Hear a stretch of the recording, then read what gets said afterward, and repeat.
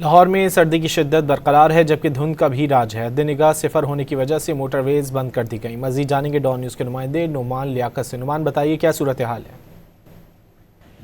دیکھیں جی، لاہور میں خون جما دینے والی سردی پڑ رہی ہے۔ اس وقت بھی درجہ حرارت 8 ڈگری سینٹی گریڈ ہے اور صبح سویرے شہری ٹھٹھراتے ہوئے اپنے دفاتر کو جا رہے ہیں۔ اور سردی کی شدت کے حوالے سے محکمہ موسمیات کی جانب سے بھی یہ بتایا جا رہا ہے کہ اگلے چند دنوں تک مزید جو سردی ہے وہ پڑ سکتی ہے۔